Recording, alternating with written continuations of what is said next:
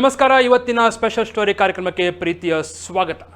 ಮಂಗಳೂರು ಮಹಾನಗರ ಪಾಲಿಕೆಯ 60 ವಾರ್ಡ್ಗಳಿಂದ ಸಂಗ್ರಹಿಸುವಂಥ ತ್ಯಾಜ್ಯವನ್ನು ಒಂದು ಜಾಗದಲ್ಲಿ ಅಲ್ಲಿ ರಾಶಿ ಹಾಕಲಾಗುವುದು ಮತ್ತು ಅಲ್ಲಿ ಅದನ್ನು ನಂತರ ವಿಲೇವಾರಿ ಮಾಡುವಂಥ ಕೆಲಸಗಳು ನಡೆಯುತ್ತೆ.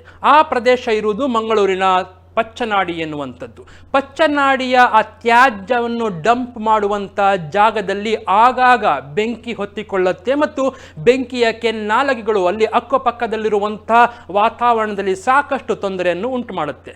ಈ ಮೂಲಕ ಅಲ್ಲಿನ ಜನರಿಗೆ ಕೂಡ ತೊಂದರೆ ಆಗ್ತಾ ಉಂಟು ಮತ್ತು ಆಗಾಗ ಅಗ್ನಿಶಾಮಕ ದಳದವರು ಅಲ್ಲಿ ಹೋಗಿ ಅದನ್ನು ನಂದಿಸುವಂಥ ಕೆಲಸ ಕೂಡ ಮಾಡಬೇಕಾಗತ್ತೆ. ಒಂದು ಕಡೆಯಲ್ಲಿ ಪಾಲಿಕೆ ವರದಿಯನ್ನು ತಯಾರಿಸುತ್ತೆ, ಮತ್ತೊಂದು ಕಡೆಯಲ್ಲಿ ಜಿಲ್ಲಾಡಳಿತ ಕೂಡ ಈ ಬಗ್ಗೆ ತನ್ನ ವರದಿಯನ್ನು ತಯಾರಿಸಿಕೊಂಡು ಚರ್ಚೆಯನ್ನು ಮಾಡ್ತಾರೆ. ನಂತರ ಏನು ಮುಂದಕ್ಕೆ ಆಗುವುದಿಲ್ಲ, ಮತ್ತೊಂದು ಬೆಂಕಿ ಬೀಳುವ ತನಕ. ಆದರೆ ಈ ಬಾರಿ ಬಿದ್ದಂತಹ ಬೆಂಕಿ ಮಂಗಳೂರು ಮಹಾನಗರ ಪಾಲಿಕೆಯ ಒಳಗೆ ಕೂಡ ಹೊಗೆಯನ್ನು ಹಾಕಿದ್ಯಾ ಎನ್ನುವಂಥ ಒಂದು ಭಾವನೆ ಬರ್ತಾ ಉಂಟು. ಯಾಕಂತ ಹೇಳಿದ್ರೆ ಆರೋಪ ಪ್ರತ್ಯಾರೋಪಗಳ ಸುರಿಮಳೆ ಇದರಲ್ಲಿ ಕಂಡು ಬರ್ತಾ ಇದೆ.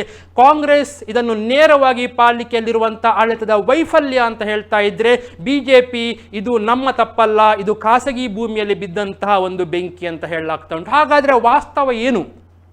ಈ ಆರೋಪ ಪ್ರತ್ಯಾರೋಪಗಳ ಹಿಂದೆ ನಿಜಕ್ಕೂ ಸತ್ಯಾಂಶ ಇದೆಯಾ? ಈ ಸ್ಪೆಷಲ್ ಸ್ಟೋರಿ ನೋಡಿಕೊಂಡು ಬರೋಣ.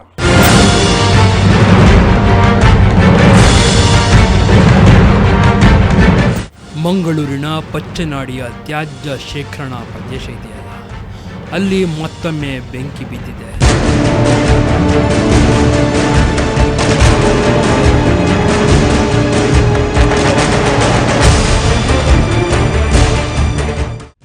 ಬಿದ್ದಿರುವ ಬೆಂಕಿಗೆ ಅಗ್ನಿಶಾಮಕ ದಳದವರು ಸಮರೋಪಾದಿಯಲ್ಲಿ ಹೋಗಿ ನೀರು ಹಾಕಿದ್ದಾರೆ. ಬಿದ್ದ ಬೆಂಕಿ ನಂದಿ ಹೋಗಿದೆ. ಮುಂದಿನ ಬಾರಿ ಮತ್ತೊಮ್ಮೆ ಬೆಂಕಿ ಬೀಳುವ ತನಕ ಆ ವಿಷಯ ಹಾಗೆ ಇರುತ್ತದೆ.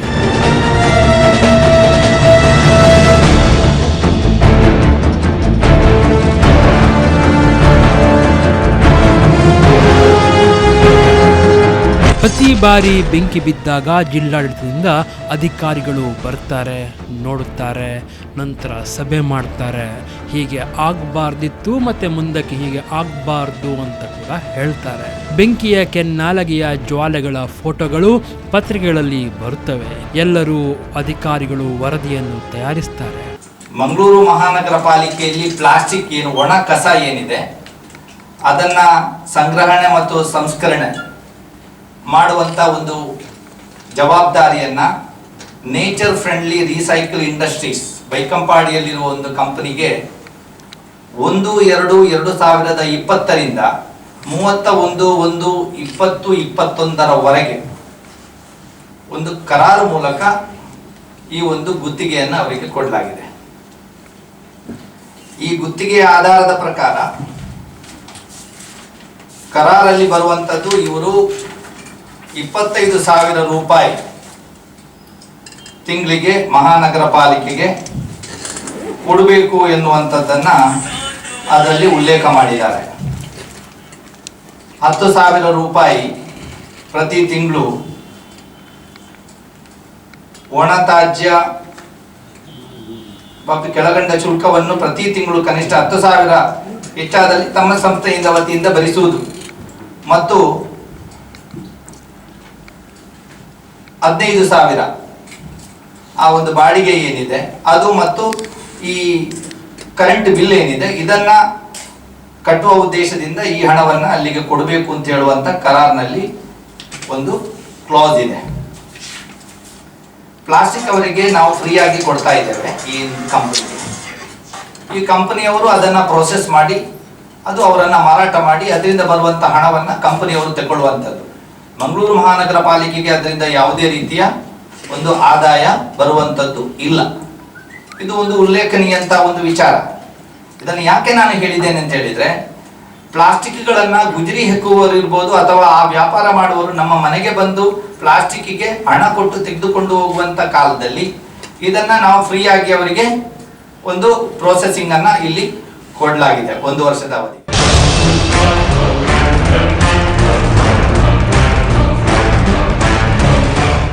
ಆಗಾಗ ಅದರಲ್ಲಿಯೂ ಬೇಸಿಗೆ ಋತುವಿನಲ್ಲಿ ಪಚ್ಚನಾಡಿಯಲ್ಲಿ ಬೆಂಕಿಯ ಕೆನ್ನಾಲಗೆ ಕಾಣಿಸಿಕೊಳ್ಳುವುದು ಸಾಮಾನ್ಯ. ಅದರಲ್ಲಿ ವಿಶೇಷ ಏನೂ ಇಲ್ಲ. ಆದರೆ ಬೆಂಕಿ ಬೀಳದಿದ್ದರೆ ಆಶ್ಚರ್ಯ ಎನಿಸುವಷ್ಟು ಈ ವಿಚಾರ ಸಾಮಾನ್ಯವಾಗಿದೆ. ಆದರೆ ಈ ಬಾರಿ ಅದು ಆರೋಪ ಪ್ರತ್ಯಾರೋಪಗಳ ಮೂಲಕವೂ ಕಾಣಿಸಿಕೊಳ್ಳುತ್ತಿರುವುದು ವಿಶೇಷ. ಒಂದು ಹೆಜ್ಜೆ ಮುಂದಕ್ಕೆ ಹೋಗಿ ಕಾಂಗ್ರೆಸ್ ಆರೋಪಿಸುತ್ತಿರುವುದು ಏನೆಂದರೆ ಅಲ್ಲಿ ಬೆಂಕಿ ಬೀಳಲು ಪಾಲಿಕೆಯ ಆಡಳಿತದ ವೈಫಲ್ಯವೇ ಕಾರಣ ಎನ್ನುತ್ತಿದೆ. ಅಲ್ಲಿ ಯಾವುದೇ ರೀತಿಯಲ್ಲಿ ಬೆಂಕಿಯನ್ನು ನಂದಿಸುವಂತ ಯಾವುದೇ ಉಪಕರಣಗಳು ಅಲ್ಲಿ ಇರಲಿಲ್ಲ. ನೀರಿನ ಒಂದು ನಳ್ಳಿ ಕೂಡ ಆ ಒಂದು ಪ್ರದೇಶದಲ್ಲಿ ಇರಲಿಲ್ಲ.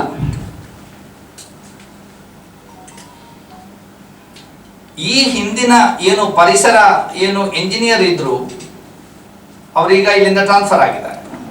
ಅಲ್ಲಿ ಯೂನಿಕ್ ವೇಸ್ಟ್ ಮ್ಯಾನೇಜ್ಮೆಂಟ್ ಅಂತ ಹೇಳುವಂತ ಒಂದು ಕಂಪನಿ, ಗೊಬ್ಬರ ತಯಾರಿಕಾ ಕಂಪನಿ ಹೊಂದಿತ್ತು. ಅವರಿಗೆ ಒತ್ತಡ ಹಾಕುವುದರ ಮೂಲಕ ಸುಮಾರು 20 ಲಕ್ಷ ಕೆಪಾಸಿಟಿ ಇರುವಂತಹ ಒಂದು ವಾಟರ್ ಟ್ಯಾಂಕ್ ಮತ್ತೊಂದು ಬೋರ್ವೆಲ್ ಅನ್ನ ಅವರಿಂದಲೇ ತೋಡಿಸಿ ಅದಕ್ಕೆ ಬೋರ್ ಪಂಪ್ ಅಳವಡಿಸಿ ನೀರಿನ ವ್ಯವಸ್ಥೆಯನ್ನ ಅವರು ಮಾಡಿದ್ರು. ಆದ್ರೆ ಆ ಒಂದು ಪಂಪನ್ನ ಯಾರ ಒಂದು ಅನುಮತಿ ಇಲ್ದೇನೆ ಅಲ್ಲಿಯ ಏನು ಮಹಾನಗರ ಪಾಲಿಕೆಯ ಸದಸ್ಯ ಏನಿದ್ದಾರೆ ಅವರು ಮತ್ತು ಅವರ ಪತಿ ಸೇರ್ಕೊಂಡು ಆ ಪಂಪನ್ನ ಅನಧಿಕೃತವಾಗಿ ತೆಗೆದು ಅದನ್ನ ಬೇರೆ ಕಡೆ ಸಾಗಿಸಿದ್ದಾರೆ. ಅದರ ಬಗ್ಗೆ ಆಯುಕ್ತರಿಗೆ ಅಂದಿನ ಪರಿಸರ ಇಂಜಿನಿಯರ್ ಅವರು ಗಮನಕ್ಕೆ ತಂದಿದ್ದಾರೆ. ಇನ್ನು ಕೂಡ ಆ ಪಂಪ್ ಎಲ್ಲಿದೆ, ಎಲ್ಲಿ ಅಳವಡಿಸಲಾಗಿದೆ ಎನ್ನುವಂಥದ್ದು ನಮ್ಮ ಗಮನಕ್ಕೆ ಇನ್ನೂ ಕೂಡ ಬಂದಿಲ್ಲ. ಮೇಯರ್ ಅವರೊಂದು ಹೇಳಿಕೆಯನ್ನ ಕೊಟ್ಟಿದ್ದಾರೆ, ನಾವು 20 ಲಕ್ಷ ಏನು ಕೆಪಾಸಿಟಿ ಇರುವಂತಹ ಟ್ಯಾಂಕ್ ಅನ್ನು ನಾವು ಅಲ್ಲಿ ಕಟ್ತೇವೆ ಅಂತ ಹೇಳುವಂತ. ಅದು ಆಲ್ರೆಡಿ ಕಟ್ಟಿ ಆಗಿದೆ, ಇನ್ನು ಯಾರು ಕಟ್ಟಬೇಕಾಗಿದ್ದಿಲ್ಲ. ಅದಕ್ಕೆ ನೀರು ತುಂಬಿಸುವಂತ ಪಂಪ್ ಕೂಡ ಅಲ್ಲಿ ಇತ್ತು, ಅದನ್ನು ಕೂಡ ಸಾಗಿಸಲಾಗಿದೆ. ನೀವು ಏನು ಕ್ರಮ ಕೈಗೊಂಡಿದ್ದೀರಿ ಅದರ ವಿರುದ್ಧ ಅಂತ ಹೇಳುವಂತದ್ದು ಮಾತ್ರ ಸಾರ್ವಜನಿಕರಿಗೆ ತಿಳಿಸಬೇಕು ಅಂತ ನಾನು ಕೇಳುವಂತದ್ದು. ಅಗ್ನಿ ನಿರೋಧಕ ವ್ಯವಸ್ಥೆ ಅಥವಾ ಏನು ಸೀಸ್ಫೈರ್ ಏನು ಸಿಲಿಂಡರ್ ನಾವು ಏನು ವ್ಯವಸ್ಥೆ ಮಾಡ್ತೇವೆ ಅದು ಅಲ್ಲಿ ಇದ್ದೇ ಅಥವಾ ಮಾಡ್ಲಿಕ್ಕೆ ಅವರು ವ್ಯವಸ್ಥೆ ಮಾಡಿದ್ರ. ಮತ್ತು Karnataka fire prevention and life safety act ಅದರ ನಿಯಮಗಳನ್ನು ಸಂಪೂರ್ಣವಾಗಿ ಉಲ್ಲಂಘಿಸಲಾಗಿದೆ. ಅಲ್ಲಿ ಫೈರ್ ಸೇಫ್ಟಿ ಬಗ್ಗೆ ಏನಿಲ್ಲ, ಲೈಫ್ ಸೇಫ್ಟಿ ಬಗ್ಗೆ ಏನು ಇಲ್ಲ. ಬೆಂಕಿ ಬಿದ್ದರೆ ನಂದಿಸ್ಲಿಕ್ಕೆ ನೀರಿನ ವ್ಯವಸ್ಥೆ ಇಲ್ಲ. ಈವನ್ ಫೈರ್ ಟ್ಯಾಂಕರ್ ಏನಿದೆ ಫೈರ್ ಸರ್ವಿಸ್ ಅದು ಒಳಗಡೆ ಹೋದ್ರೆ ತಿರುಗಿಸಿ ಬರ್ಲಿಕ್ಕೆ ವ್ಯವಸ್ಥೆ ಆ ಯಾರ್ಡಿನ ಒಳಗಡೆ ಇಲ್ಲ. ಮೊನ್ನೆ ಅವರು ಬಂದಿರುವಂತದ್ದು ಹತ್ತಿರದ ಮೈದಾನದಲ್ಲಿ ಬಂದು ಅಲ್ಲಿಂದ ಪೈಪುಗಳನ್ನ ಜೋಡಿಸಿ ಅವರು ಹಾಕಿದ್ದಾರೆ. ಪೈಪುಗಳನ್ನು ಜೋಡಣೆ ಮಾಡುವಂತ ಪೈಪುಗಳು ಕೂಡ ತೂತ ಬಿದ್ದು ಅರ್ಧ ನೀರು ವೇಸ್ಟ್ ಆಗಿದೆ ಅಂತ ಪರಿಸರದ ಜನ ಆಕ್ರೋಶ ವ್ಯಕ್ತಪಡಿಸಿದ್ದಾರೆ. ಅವರಿಗೆ ಸರಿಯಾದ ಪೈಪು ಕೂಡ ಇರಲಿಲ್ಲ ಅಗ್ನಿಶಾಮಕ ದಳದವರಿಗೆ. ಅದನ್ನು ಕೂಡ ಇವತ್ತು ಜಿಲ್ಲಾಡಳಿತ ಗಮನಕ್ಕೆ ತಗೊಳ್ಬೇಕಾಗ್ತದೆ. ಬರೇ ಒಂದು ಅವರಿಗೆ ಸುತ್ತಿಕೊಂಡಿರುವಂತ ಏನು ಆ ಒಂದು ವಾಹನಕ್ಕೆ ಸುತ್ತಿ ಇಟ್ಟಿರುವಂತ ಪೈಪುಗಳನ್ನೊಂದು ಬಿಟ್ರೆ ಎಡಿಷನಲ್ ಜೋಡಣೆ ಮಾಡುವಂತ ಪೈಪುಗಳು ಏನಿದೆ ಓಸ್ ಪೈಪುಗಳು ಅದು ಎಲ್ಲ ತೂತ ಬಿದ್ದಿರುವಂತದ್ದು ಅಂತ ಹೇಳಿ ಸ್ಥಳೀಯರು ಹತ್ತಿರದ ಎಲ್ಲಾ ಕಡೆಯಿಂದ ಸೆಂಟ್ ಜೋಸೆಫ್ ಕಾಲೇಜ್ ಇರಬಹುದು ಅಥವಾ ಬೇರೆ ಬೇರೆ ಕಡೆಗಳಿಂದ ಟ್ಯಾಂಕರ್ ನಲ್ಲಿ ನೀರು ತಂದು ಅವರ ಒಂದು ಪ್ರಯತ್ನ ಕೂಡ ಅವರು ಮಾಡಿದ್ದಾರೆ. ಯಾಕೆ ಇದಕ್ಕೆ ಸರಿಯಾಗಿ ಇಂಥ ಬೆಂಕಿ ಬಿದ್ದರೆ ನಂದಿಸುವಂತ ಒಂದು ಪರಿಕರಗಳನ್ನ ಅಥವಾ ಅದಕ್ಕೆ ಬೇಕಾದಂತ ಫೈರ್ ಪ್ರಿವೆನ್ಷನ್ ಏನು ಸೇಫ್ಟಿ ಮೆಜರ್ಸ್ ಏನಿದೆ ಅದನ್ನ ಯಾಕೆ ಈ ಒಂದು ಯಾರ್ಡ್ ನಲ್ಲಿ ಅಳವಡಿಸಿಲ್ಲ ಈ ಕರಾರು ಸೈನ್ ಮಾಡುವ ಮುಂಚೆ ಎನ್ನುವಂಥದ್ದನ್ನ ನಾನಿವತ್ತು ಅವರಿಗೆ ಕೇಳಲಿಕ್ಕೆ ಇಚ್ಛೆ ಪಡ್ತಾ ಇದ್ದೇನೆ. ಬಿಜೆಪಿ ಇದು ನಮ್ಮ ಸರ್ಕಾರಿ ತ್ಯಾಜ್ಯ ಸಂಗ್ರಹಣೆಯಲ್ಲಿ ಬಿದ್ದ ಬೆಂಕಿ ಅಲ್ಲ, ಖಾಸಗಿಯವರು ನಿರ್ವಹಿಸುತ್ತಿರುವ ತ್ಯಾಜ್ಯ ವಿಲೇವಾರಿ ಸಂಗ್ರಹ ಕೇಂದ್ರದಲ್ಲಿ ಬಿದ್ದಿರುವ ಬೆಂಕಿ ಎನ್ನುತ್ತಿದೆ. ಪಚ್ಚನಾಡಿ ಡಂಪಿಂಗ್ ಯಾರ್ಡ್ ಪಕ್ಕದಲ್ಲಿ ಖಾಸಗಿಯವರು ಒಂದಿಷ್ಟು ಜಾಗವನ್ನು ಪಾಲಿಕೆಯಿಂದ ಪಡೆದುಕೊಂಡು ಅಲ್ಲಿ ತ್ಯಾಜ್ಯ ವಿಲೇವಾರಿ ಮಾಡಿ ಗೊಬ್ಬರವನ್ನು ತಯಾರಿಸುತ್ತಿದ್ದಾರಂತೆ. ಅವರು ಪಾಲಿಕೆ ಇಂತಿಷ್ಟು ಎಂದು ಹಣ ಕಟ್ಟುವುದರಿಂದ ಅದು ಪಾಲಿಕೆಯ ಮಟ್ಟಿಗೆ ಆದಾಯ ಕೂಡ ಹೌದು. ಅಲ್ಲಿ ಬೆಂಕಿ ಬಿದ್ದರೆ ಅದು ಖಾಸಗಿಯವರದ್ದೇ ಜವಾಬ್ದಾರಿ, ಅವರದ್ದೇ ಜಾಗದಲ್ಲಿ ಅವರೇ ವ್ಯವಸ್ಥೆ ಮಾಡಿಕೊಳ್ಳಬೇಕು ಮತ್ತು ಪೂರ್ವ ಮುನ್ನೆಚ್ಚರಿಕೆಯನ್ನು ವಹಿಸಬೇಕು ಎಂದು ಬಿಜೆಪಿಯ ಮುಖಂಡರು ಹೇಳುತ್ತಾರೆ. ಪ್ರತಿಪಕ್ಷದ ಸದಸ್ಯರಾದಂತಹ ವಿನಯರಾಜರವರು ಈ ಎಲ್ಲ ಬೆಂಕಿ ಬೀಳಲಿಕ್ಕೆ ಮಂಗಳೂರು ಮಹಾನಗರ ಪಾಲಿಕೆಯೇ ಮಂಗಳೂರು ಮಹಾನಗರ ಪಾಲಿಕೆಯ ಆಡಳಿತವೇ ನೇರ ಹೊಣೆ ಎಂಬಂತಹ ಒಂದು ಗಂಭೀರವಾದಂಥ ಆರೋಪವನ್ನು ಮಾಡಿದ್ದಾರೆ. ನಾನು ವಿನಯರಾಜರವರಿಗೆ ನೇರವಾಗಿ ಪ್ರಶ್ನೆ ಮಾಡಲಿಕ್ಕೆ ಇಚ್ಛೆ ಪಡ್ತಾ ಇದ್ದೇನೆ. ಯಾಕಂತ ಹೇಳಿದರೆ ಮಂಗಳೂರು ಮಹಾನಗರ ಪಾಲಿಕೆಯ ಬಹುಶಃ 7 ಅವಧಿಯಲ್ಲಿ 5 ಅವಧಿ ನಿಮ್ಮದೇ ಆಡಳಿತ ಮಂಗಳೂರು ಮಹಾನಗರ ಪಾಲಿಕೆಯಲ್ಲಿ ಇದ್ದದ್ದು. ಅದರ ಜೊತೆಗೆ ಪಚ್ಚನಾಡಿ ಪ್ರದೇಶದಲ್ಲಿ ಪ್ರಥಮವಾಗಿ ಭಾರತೀಯ ಜನತಾ ಪಾರ್ಟಿಯ ಮಹಾನಗರ ಪಾಲಿಕೆಯ ಸದಸ್ಯೆ ಇವತ್ತು ಆಯ್ಕೆಯಾಗಿ ಬಂದಿದ್ದಾರೆ. ಇಷ್ಟರ ತನಕ ಆ ಒಂದು ವಾರ್ಡಿನಲ್ಲಿ ಕಾಂಗ್ರೆಸ್ಸಿನ ಮಹಾನಗರ ಪಾಲಿಕೆಯ ಸದಸ್ಯರೇ ಇದ್ದಂಥ ವಾರ್ಡ್. ಅದು ಕೂಡ ವಿಶೇಷವಾಗಿ ಮಂಗಳೂರು ಮಹಾನಗರ ಪಾಲಿಕೆಯ ಮೇಯರ್ ಆಗಿ ಆ ವಾರ್ಡಿನ ಸದಸ್ಯೆ ಕವಿತಾ ಸನಿಲ್ರವರ ಒಂದು ಅಧಿಕಾರದ ಅವಧಿಯಲ್ಲಿ ಆ ಒಂದು ಡಂಪಿಂಗ್ ಯಾರ್ಡಿಗೆ ಬಹಳಷ್ಟು ಅನುದಾನ ಆ ಸಂದರ್ಭದಲ್ಲಿ ಮೀಸಲಾಗಿ ಇಡುವಂಥ ಒಂದು ವ್ಯವಸ್ಥೆಯನ್ನು ಆ ಸಂದರ್ಭದಲ್ಲಿ ಏನು ಕವಿತಾ ಸನಿಲ್ರವರ ಅವಧಿಯಲ್ಲಿ ಆಗಿತ್ತು ಅಂತ ನನ್ನ ಅನಿಸಿಕೆ. ಆದರೆ ಸರ್ಕಾರದಿಂದ ಬರತಕ್ಕಂತಹ ಏನು ವಿಶೇಷವಾದಂಥ ಅನುದಾನ, ಅದು ಘನತ್ಯಾಜ್ಯ ವಿಲೇವಾರಿ ಘಟಕಕ್ಕೆ ಮೀಸಲಾಗಿ ಇಡತಕ್ಕಂಥ ಈ ಅನುದಾನವನ್ನು ಅದನ್ನು ಬದಲಾವಣೆಯನ್ನು ಮಾಡಿ ಅಲ್ಲಿ ಕಾಂಕ್ರೀಟ್ ರಸ್ತೆ ಮಾಡುವಂಥ ಕೆಲಸ ಬಹುಶಃ ಕವಿತಾ ಸನಿಲ್ರವರ ಅವಧಿಯಲ್ಲಿ ಆಗಿದೆ. ಅಲ್ಲಿ ಏನು ಪಂಪ್ ಇತ್ತು, ಏನು ಬೋರ್ವೆಲಲ್ಲಿ ಆ ಪಂಪನ್ನು ಬೇರೆ ಕಡೆಗೆ ಒಂದು ಶಿಫ್ಟ್ ಮಾಡಿದ್ದಾರೆ, ಇಲ್ಲದಿದ್ದರೆ ಅದನ್ನು ಏನೋ ಆರೋಪ ಮಾಡಿದರು. ಆದರೆ ಆ ಪ್ರದೇಶದಲ್ಲಿರತಕ್ಕಂತಹ ಮಹಾನಗರ ಪಾಲಿಕೆಯ ಸದಸ್ಯೆ ಭಾಳಷ್ಟು ಉತ್ತಮವಾದಂಥ ಕೆಲಸವನ್ನು ಮಾಡ್ತಾ ಇದ್ದಾರೆ.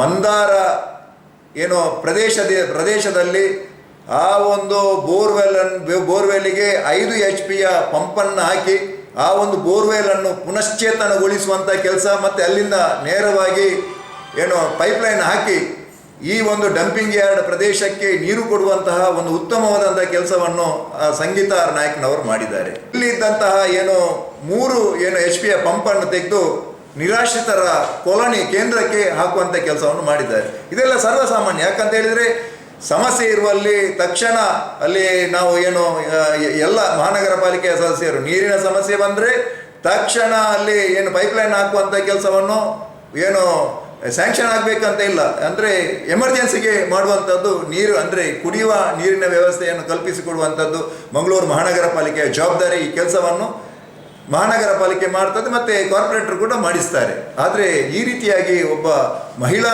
ಮಹಾನಗರ ಪಾಲಿಕೆಯ ಸದಸ್ಯೆಯ ಮೇಲೆ ಇಂತಹ ಒಂದು ಆರೋಪವನ್ನು ಹಾಕಬಾರ್ದು. ಆದರೆ ಈಗ 15th ಏನೋ ನಮ್ಮ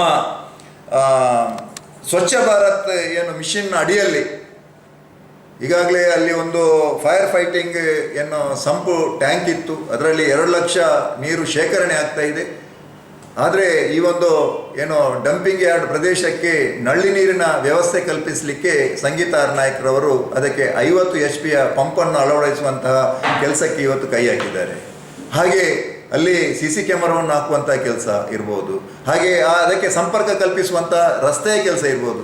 ಈ ಎಲ್ಲ ಕೆಲಸವನ್ನು ಮುಂದಿನ ಈ ಟೆಂಡರ್ ಹಂತದಲ್ಲಿ, ಯಾಕಂತ ಹೇಳಿದರೆ ಇದೆಲ್ಲ ಏನು ಸರ್ಕಾರದ ಈ ಟೆಂಡರ್ ಮುಖಾಂತರ ಆಗುವಂಥ ಕಾಮಗಾರಿ ಈಗಾಗಲೇ ಟೆಂಡರ್ ಹಂತದಲ್ಲಿದೆ. ಟೆಂಡರ್ ಆಗಿ ಏಜೆನ್ಸಿ ಫಿಕ್ಸ್ ಆದ ತಕ್ಷಣ ಈ ಕಾಮಗಾರಿಯ ಕೆಲಸ ಪ್ರಾರಂಭ ಆಗ್ತದೆ.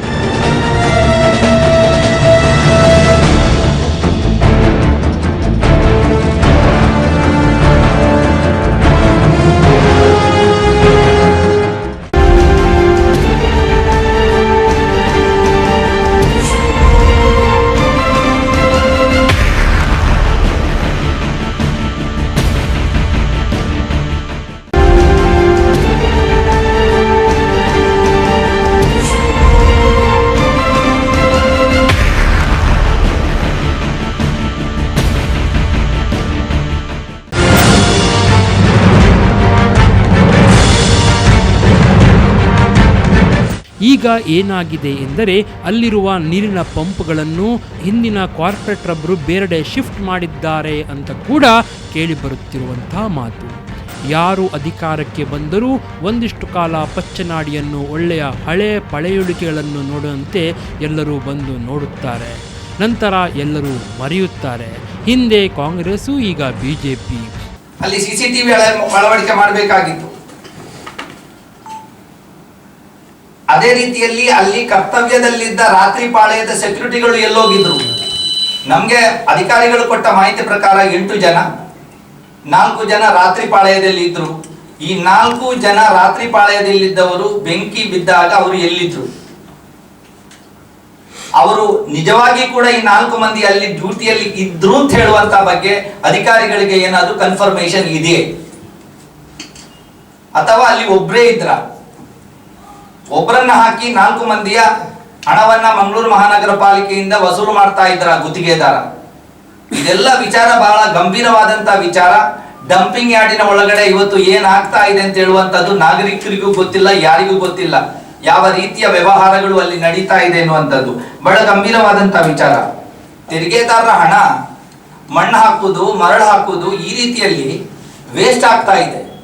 ಸ್ವಚ್ಛ ಭಾರತ್ ಅಭಿಯಾನದ ಅಡಿಯಲ್ಲಿ 12.56 ಲಕ್ಷ ಹಣ 2018 ಬಂದಾಗ ಅದಕ್ಕೆ ಒಂದು ವಿಸ್ತೃತವಾದಂತ ಒಂದು DPR ಅನ್ನ ಪ್ರಿಪೇರ್ ಮಾಡಿದ್ದಾರೆ ಅಂದಿನ ಇಂಜಿನಿಯರ್. 2018 ಅದನ್ನ ಸ್ವಚ್ಛ ಭಾರತ್ ಅಭಿಯಾನದ ಅಡಿಯಲ್ಲಿ ಈ ಹಣ ಬಂದದ್ದು. 2019 ಸರ್ಕಾರ ಅದಕ್ಕೆ ಅನುಮೋದನೆ ಕೊಟ್ಟಿತ್ತು, ಕೆಲಸ ಕಾರ್ಯವನ್ನ ಮಾಡಿ ಅಂತೇಳಿ. ಈಗ 2 ವರ್ಷ ಆಯ್ತು, ನಾವು 21 ನಾವಿದ್ದೇವೆ. ಯಾಕೆ ಇಷ್ಟರವರೆಗೆ ಈ 2 ವರ್ಷದಲ್ಲಿ ಇಲ್ಲಿ ಆಡಳಿತ ಮಾಡುವವರು ಈ ಒಂದು ಪರಿಸರದಲ್ಲಿ ಈ ವ್ಯವಸ್ಥೆಗಳನ್ನ ಮಾಡಲಿಕ್ಕೆ CCTV ಇರಬಹುದು, ಫೈರ್ ಪ್ರಿವೆನ್ಷನ್ ಸೇಫ್ಟಿ ಮೆಜರ್ಸ್ ಇರಬಹುದು, ಅಥವಾ ಅಲ್ಲಿ ನೀರಿನ ನಳ್ಳಿಗಳನ್ನು ಮತ್ತು ಬೇರೆ ಬೇರೆ ರೀಫಿಲ್ಲಿಂಗ್ನ ಒಂದು ನೀರಿನ ನಳ್ಳಿಗಳನ್ನ ಜೋಡಿಸುವಂತದ್ದಿರಬಹುದು, ಮತ್ತು ಶೆಡ್ಡಿಂಗ್ ಮೆಷಿನ್ ಇರಬಹುದು, ಅಥವಾ ಬೇರೆ ಬೇರೆ ರೀತಿಯ ವ್ಯವಸ್ಥೆಗಳನ್ನ ಮಾಡಲಿಕ್ಕೆ 2 ವರ್ಷ ಯಾಕೆ ನೀವು ಆ ಫೈಲ್ ಮೇಲೆ ಮಲಗಿದ್ರಿ ಎನ್ನುವಂಥದ್ದನ್ನ ನೇರವಾಗಿ ನಾನು ಮಹಾನಗರ ಪಾಲಿಕೆಯ BJP ಆಡಳಿತಕ್ಕೆ ನಾನು ಇವತ್ತು ಪ್ರಶ್ನೆಯನ್ನ ಇವತ್ತು ಹಾಕ್ತಾ ಇದ್ದೇನೆ. ಈಗಾಗಲೇ ವಿನಯರಾಜರವರು ಹೇಳಿದರು, ಅಲ್ಲಿ CC ಕ್ಯಾಮರಾ ಇರಲಿಲ್ಲ, ಅಲ್ಲಿ ಏನೋ ನಮ್ಮ ಫೈರ್ ಫಿಟ್ಟಿಂಗ್ ಸಂಪಿರಲಿಲ್ಲ, ಹಾಗೆ ಅಲ್ಲಿ ನಲ್ಲಿ ನೀರಿನ ವ್ಯವಸ್ಥೆ ಇರಲಿಲ್ಲ, ಅಲ್ಲಿ ಸೆಕ್ಯೂರಿಟಿ ಗಾರ್ಡ್ ಇರಲಿಲ್ಲ, ಇದೆಲ್ಲ ಆರೋಪವನ್ನು ಮಾಡಿದರು. ಆದರೆ ಮೊನ್ನೆ ಆಗಿರತಕ್ಕಂಥ ಯಾವತ್ತೂ ಕೂಡ ಇಂಥ ಘಟನೆ ಆಗಬಾರ್ದು ಮತ್ತು ಯಾರಿಗೂ ಕೂಡ ನಷ್ಟ ಆಗಬಾರ್ದು. ಆದರೆ ಇಲ್ಲಿ ಆಗಿರುವಂಥದ್ದು nature friendly dry waste processing ಯೂನಿಟ್ಗೆ ನಾವು ಆ ಒಂದು ಪ್ರದೇಶದಲ್ಲಿ ಸುಮಾರು 1 ಎಕರೆ ಜಾಗವನ್ನು ಅವರಿಗೆ ನಾವು ಕೊಟ್ಟಿದ್ದೆವು. ಅಲ್ಲಿ ಅವರು ಡಂಪಿಂಗ್ ಯಾರ್ಡಿನಿಂದ ಡ್ರೈ ವೇಸ್ಟನ್ನು ಸುಮಾರು 10-15 ಜನ ಕಾರ್ಮಿಕರನ್ನು ಬಿಟ್ಟು ಅಲ್ಲಿಂದ ಆ ಡ್ರೈ ವೇಸ್ಟನ್ನು ಕಲೆಕ್ಟ್ ಮಾಡಿ ಇಲ್ಲಿ ಟನ್ನಿಗೆ 100 ರೂಪಾಯಿಯಾಗಿ ಮಂಗಳೂರು ಮಹಾನಗರ ಪಾಲಿಕೆಗೆ ಪಾವತಿಯನ್ನು ಮಾಡಿ ಆ ಡ್ರೈ ವೇಸ್ಟ್ ಪ್ರೊಸೆಸಿಂಗ್ ಯೂನಿಟನ್ನು ಅಲ್ಲಿ ನಡೆಸ್ತಾ ಇದ್ದರು. ಹಾಗೆ ಮೊನ್ನೆ ಬೆಂಕಿ ಬಿದ್ದಿರುವಂಥದ್ದು ಈ ಒಂದು ಡ್ರೈ ವೇಸ್ಟ್ ಪ್ರೊಸೆಸಿಂಗ್ ಯೂನಿಟಿಗೆ. ಅಲ್ಲಿ ಆ ಒಂದು ಪ್ರೊಸೆಸಿಂಗ್ ಯೂನಿಟನ್ನು ನಡೆಸುವವ ಅವನಲ್ಲಿ ಏನು ಇನ್ಶೂರೆನ್ಸ್ ಮಾಡದೇ ಇರುವಂಥದ್ದು ಅವನದು ತಪ್ಪು. ಆದರೆ ವಿನಯರಾಜರವರು ಹೇಳ್ತಾ ಇದ್ದಾರೆ ಅದಕ್ಕೆ ಇನ್ಶೂರೆನ್ಸ್ ಏನು ಮಾಡಲಿಲ್ಲ, ಇದರಲ್ಲಿ ಸಂಪೂರ್ಣವಾದಂತಹ ಏನು ಹೊಣೆ ಮಂಗಳೂರು ಮಹಾನಗರ ಪಾಲಿಕೆ. ಖಂಡಿತ ಇಲ್ಲ. ಒಟ್ಟು ಈ ಘಟನೆ ಆಗಬಾರ್ದಿತ್ತು. ಆದರೆ ಇದಕ್ಕೆ ನೇರವಾಗಿ ಮಹಾನಗರ ಪಾಲಿಕೆಯ ಏನು ಆಡಳಿತ ವೈಫಲ್ಯ ಎಂಬಂತಹ ಒಂದು ಹಾಸ್ಯಾಸ್ಪದವಾದಂತಹ ಹೇಳಿಕೆಯನ್ನು ಯಾವತ್ತೂ ಒಬ್ಬ ವಕೀಲನಾಗಿ ವಿನಯರಾಜ್ ಇದನ್ನು ಕೊಡಬಾರ್ದಿತ್ತು. ಆದರೆ ಕೊಟ್ಟಿದ್ದಾರೆ. ಕೇವಲ ರಾಜಕೀಯ ಮಾಡಲಿಕ್ಕೋಸ್ಕರ ಈ ಒಂದು ವ್ಯವಸ್ಥೆಯನ್ನು ಮಾಡಿದ್ದಾರೆ. ಬೆಂಕಿ ಬಿದ್ದಂತಹ ದಿನ ಸಂಗೀತ ನಾಯಕರವರು ನೇರವಾಗಿ ಮೇಯರಿಗೆ ಫೋನ್ ಮಾಡ್ತಾರೆ. ಮೇಯರ್ ಅವರು 8:30ಗೆ ಬೆಂಕಿ ಬಿದ್ದಿದೆ, 9 ಗಂಟೆಗೆ ಅಲ್ಲಿ ಸ್ಥಳಕ್ಕೆ ಬಂದಿದ್ದಾರೆ. ಜಿಲ್ಲಾಧಿಕಾರಿಯನ್ನು ಕರೆಸಿದ್ದಾರೆ.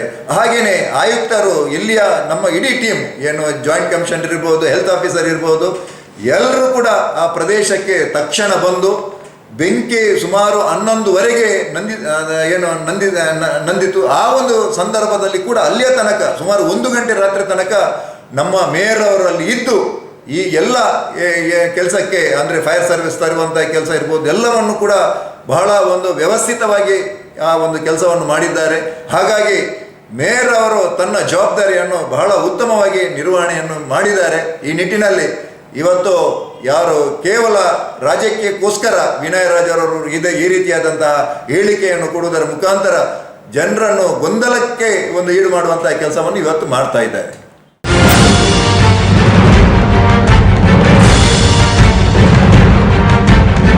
ಅಲ್ಲಿನ ಜನರಿಗೆ ಪರಿಹಾರ ಕೊಟ್ಟರೆ ಮಾತ್ರ ಮುಗಿಯುವುದಿಲ್ಲ. ವಾಸಿಸುವಂಥ ಅಲ್ಲಿನ ಭಾಗದವರಿಗೆ ಶಾಶ್ವತವಾಗಿರುವಂಥ ವ್ಯವಸ್ಥೆ ಬೇಕು. ಪಾಲಿಕೆಗೆ ಕೇಂದ್ರದಿಂದ ಸ್ವಚ್ಛ ಭಾರತ್ ಮಿಷನ್ ಅಡಿಯಲ್ಲಿ 800 ಕೋಟಿಯಷ್ಟು ಹಣ ಬರಲಿದೆ. ಆ ಹಣವನ್ನು ಹಂತ ಹಂತವಾಗಿ ಉಪಯೋಗಿಸುತ್ತಾ ಪಚ್ಚನಾಡಿಯನ್ನು ದೂರದೃಷ್ಟಿಯ ಒಂದು ಒಳ್ಳೆಯ ಯೋಜನೆಯನ್ನಾಗಿ ಮಾಡಬೇಕಾಗಿರುವಂಥ ಅಗತ್ಯ ಕೂಡ ಇದೆ. ಅಂಥ ಒಂದು ದೂರದೃಷ್ಟಿ ಇಟ್ಟುಕೊಂಡು ಎಲ್ಲರೂ ಕೆಲಸ ಮಾಡಲಿ ಎನ್ನುವುದು ನಮ್ಮೆಲ್ಲರ ಹಾರೈಕೆ.